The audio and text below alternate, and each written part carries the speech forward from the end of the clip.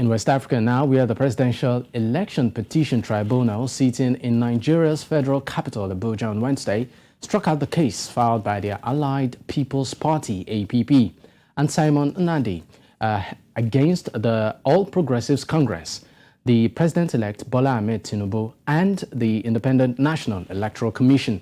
The APP, through its counsel, Obed Agbo, had sought an order of court to nullify the election of Tinubu on the grounds that he was not qualified to run in the first place. Meanwhile, counsel to INEC, first respondent, APC and Tinubu have accepted the application and are not asking for cost on the petition, just as the tribunal accepted the application and dismissed the petition by the APP. News Central's Amadin joins me now for more on this particular story. Amadin, thank you so much for your time.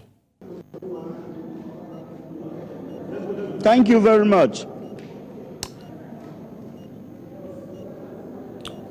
All right, Amadin, if you can hear me, please, can you give us an update of, what has transpired so far? We understand that there's been an adjournment till the 17th. Okay, the tribunal just entertained the petition by Peter Obi and Labour Party vs INEC, Bola Tinubu, Kashim Shettima, and the All Progressives Congress. It was a very brief session, just like the previous one. What happened was that after the councils had introduced themselves, the council to Peter Obi informed the tribunal that following a meeting by the representatives of all parties involved, that they had agreed that today's session be adjourned to next week, Wednesday, the 17th. He said this was to enable all parties file their applications, reply their applications, and they also tender all controversial documents before next week, so that when they come to the tribunal next week, there will be the pre-hearing will just commence outrightly.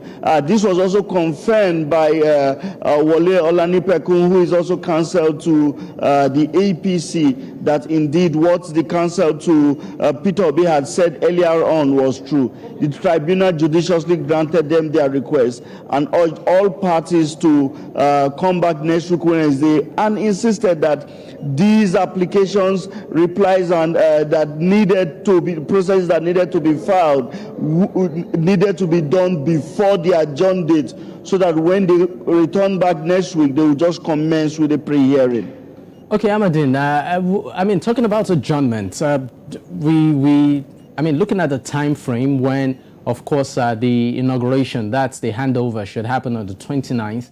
Looking at it in terms of time constraint, do you think something substantial can be achieved between 17th and 29th, or before 29th? Now, if you have followed previous tribunal, election petition tribunal, I don't think anything substantial can be achieved before May 29.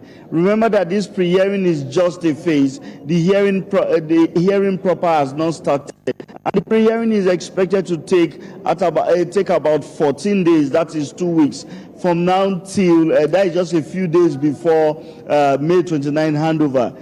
Then the hearing proper will start, of which Nigeria Constitution stipulates that they have 180 days to answer, to argue, bring their arguments before the tribunal based on its merits and demerits. And after that, if there is also going to be another appeal to the Supreme Court, I think they have another 180 days. So all in all, just like Osun governorship, which was decided yesterday and which had been in the tribunal before it got to the courts since last year, the same route will be followed for this Presidential Election Petition Tribunal. All right, thank you so much for your time, Amadin.